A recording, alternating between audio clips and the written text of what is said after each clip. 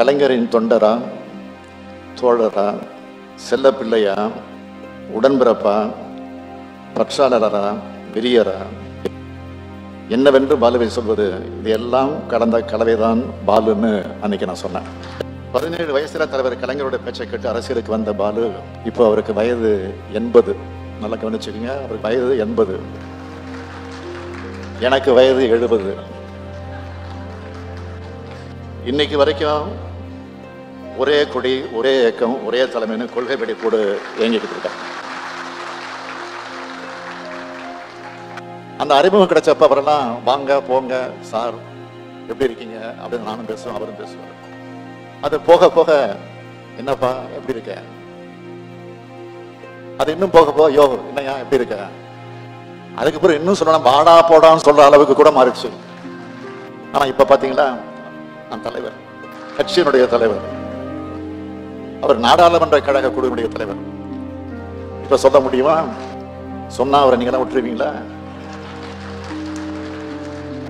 எதற்காக சொல்றேன்னா, அந்த அளவிற்கு இரண்டரை கலந்தவர்களாக நாங்கள் இருந்தோம் என்பதற்காகத்தான் இதை சொல்றேன். இன்று நமது கழக நாடாளுமன்ற குழுவினுடைய தலைவர், கழகத்தின் பொருளாளருமான என்னுடைய அருமை சகோதரர் டி.ஆர். பாலு அவர்கள் எழுதியுள்ள பாதை மாறா பயணம் புத்தகத்தோடு 3வது பாகத்தை வெளியிடுகிறேன். பாலு அவர்களை பற்றி ஒரு வார்த்தையில் சொல்லணும்னா சின்சியாரிட்டி. ஏதாவது சொன்னோம்னா அதை முடிச்சு காட்டு தான் அடுத்த ஃபோனை பண்ணுவார், இல்லை ஃபோனை பட்டுன்னு வச்சிருவார் பாதியில். விருதுநகர் முப்பெரும் விழாவில் நம்முடைய பாலு அவர்களை பற்றி நான் பேசினப்போ அதை இப்போ நினைச்சு பார்க்குறேன். கலைஞரின் தொண்டரா, தோழரா, செல்ல பிள்ளையா, உடன்பிறப்பா, பற்றாளரா, வெறியரா, என்னவென்று பாலுவை சொல்வது, இது எல்லாம் கடந்த கலவைதான் பாலுன்னு அன்னைக்கு நான் சொன்னேன்.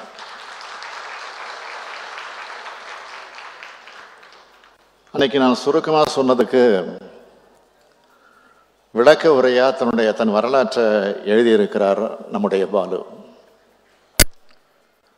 17 வயசுல தலைவர் கலைஞருடைய பேச்சை கேட்டு அரசியலுக்கு வந்த பாலு இப்போ அவருக்கு வயது 80. நல்லா கவனிச்சுக்கோங்க, அவருக்கு வயது 80, எனக்கு வயது 70.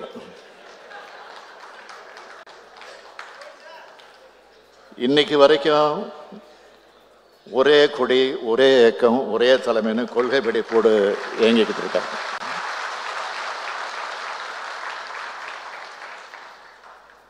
முதல் பாகத்தில் அரசியல் வளர்ந்ததை பற்றியும் கழகத்தோட வளர்ச்சிக்காக தொண்டாற்றினதை பற்றியும் எழுதினவர்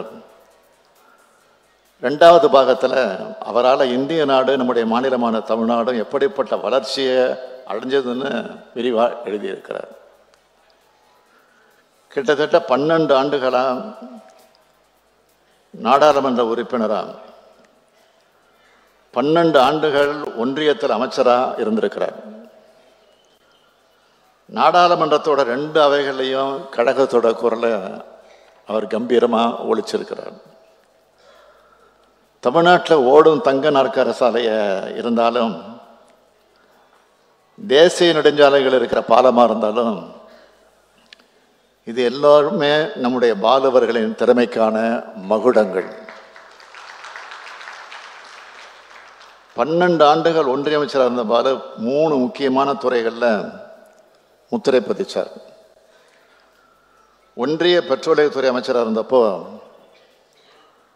தமிழ்நாட்டுக்கு மட்டும் 22,758 கோடி ரூபாய் மதிப்பிலான 15 பெரிய பெட்ரோலியத்துறையை சார்ந்த திட்டங்களை கொண்டு வந்தார். சுற்றுச்சூழல் துணைத்துறை அமைச்சராக இருந்தப்போ தேசிய பல்வகை உயிரின வளங்கள் ஆணையத்தை தமிழ்நாட்டுக்கு கொண்டு வந்தார். கப்பல் தரைவழி போக்குவரத்து மற்றும் நெடுஞ்சாலைத்துறை அமைச்சராக இருந்தப்போ 56,644 கோடி ரூபாய் மதிப்பிலான திட்டங்கள் தமிழ்நாட்டுக்கு வந்துச்சு. தமிழ்நாட்டு தேசிய நெடுஞ்சாலைகளை மட்டும் 335 பாலங்கள் கட்டினது பாலுவோட மிகப்பெரிய சாதனை.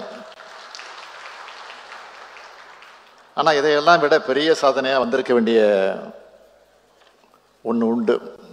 அதுதான் பேரறிஞர் அண்ணாவோட கனவு திட்டமான சேது சமுத்திர திட்டம்.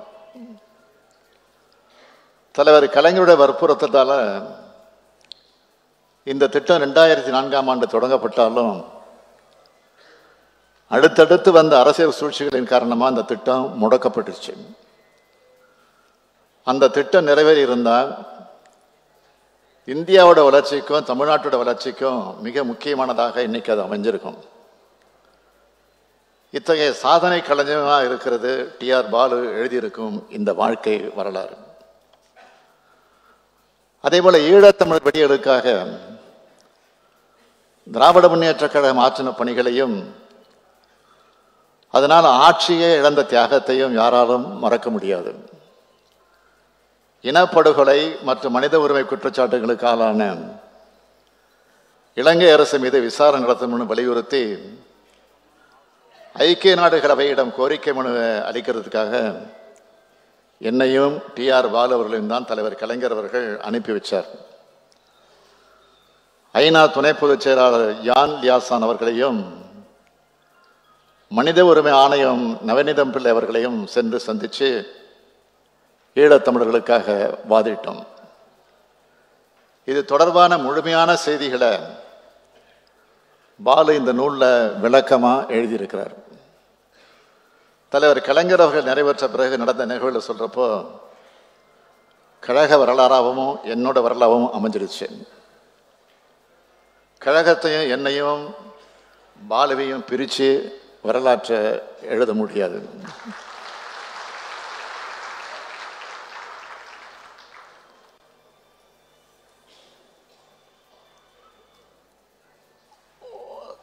நெருக்கடி காலத்திற்கு முன்பு இளைஞர் திமுக கோபாலபுரம் பகுதியில்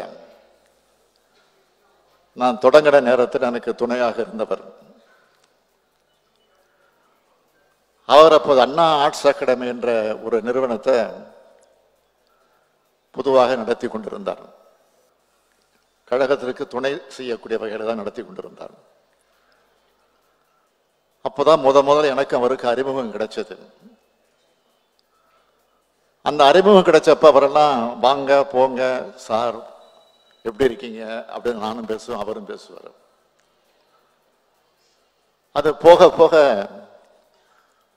என்னப்பா எப்படி இருக்க, அவரும் திருப்பி நல்லா இருக்கும்பா அப்படின்னு. அது இன்னும் போக போக யோ என்னையா எப்படி இருக்க